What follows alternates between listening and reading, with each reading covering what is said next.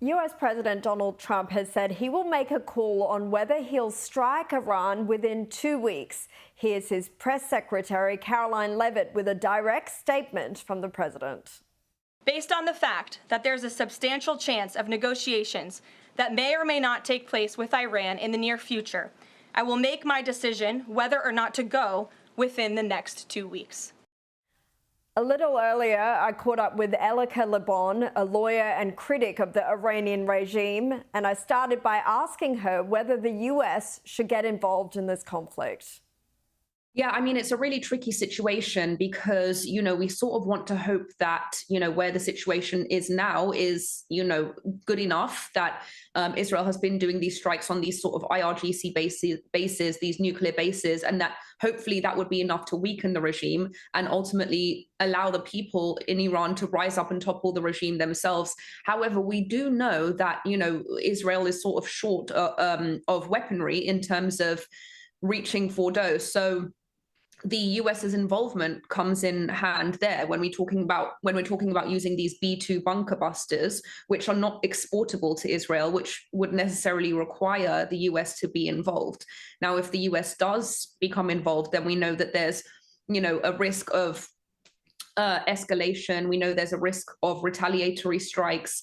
So it's really difficult to say at this time what the US should do in terms of getting involved. But we would hope as Iranian people that these strikes have been enough to weaken the IRGC and that continued strikes on their bases would be enough to weaken them enough for the Iranian people to take them out. Meanwhile, over where you are in the US, hundreds of people have taken to New York's Times Square calling for an end to US war crimes in Iran and Gaza, some reportedly waving the Iranian regime flag. Iran is under attack!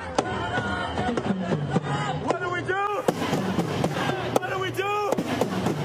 As an Iranian, how does it make you feel seeing things like this? I mean, we don't even call them the Iranian regime. They are the Islamic regime. It's not the name that we gave them. It's the name that they gave themselves. They don't identify with Iran. They don't even say that they care about Iran, and they identify as the Islamic regime. That flag is a flag that symbolizes oppression for millions, tens of millions of Iranians. So I think it's both upsetting and incredibly ironic that we're seeing these, so-called human rights protesters pouring out into the streets for the first time to say hands off the regime in Iran. Well, where were they when it was time to say hands off the Iranian people? For 46 years that this regime was oppressing and harming Iranian people, Iranian women, flogging them for showing their hair, shooting out their eyes, lynching them from cranes. The human rights activists of our time had absolutely nothing to say. And now that there's targeted strikes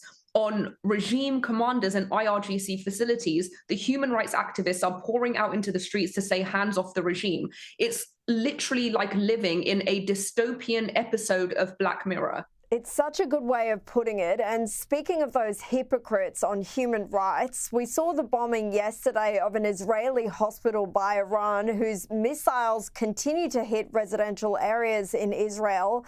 Elika, maybe I missed it, but I didn't see the world explode in outrage over this, like perhaps they have when it's infrastructure in Gaza that's been used by Hamas terrorists. Yeah, I mean, so those IRGC missiles, I wouldn't even say from Iran because it's not Iran doing these attacks. It is the regime, it is the IRGC that has nothing to do with the Iranian people. And yeah, absolutely, there was no outrage when Israeli innocent civilians and children were being killed by these missiles, which is exactly what happened. Instead, the world's reaction is they deserved it. I'm sorry, but no matter what you feel about the government or, Israel's government or whichever government anywhere in the world, there is no excuse for dehumanizing an entire nation of people and yet again claiming to be the bastions of human rights and freedom and liberation and all of these things that people talk about, being anti-violence. Well, if you're so anti-violence, how are you so supportive of innocent civilians in Israel being killed? And it just goes back to the same thing that we've been saying since October 7th, which is that all of their activism is not real. It's not authentic. What it is anti-Semitism in disguise. Because if it was authentic, if it really was about Gazan civilians, then they would have been just as upset to see Israeli civilians being killed. If it really was about humanity and human life, they wouldn't be speaking up for Iranians for the first time when there's a missile coming from Israel, and have had nothing to say for 46 years when the regime was oppressing the Iranian people. So their selective outrage proves what we've been saying for the past year and a half, which is that this has nothing to do with the Middle East, nothing to do with Gaza, and everything to do with anti-Semitism. And just like in Nazi Germany, this passion for anti-Semitism is bringing us to another world war. The silence, the selective outrage, as you put it, it just speaks volumes, doesn't it?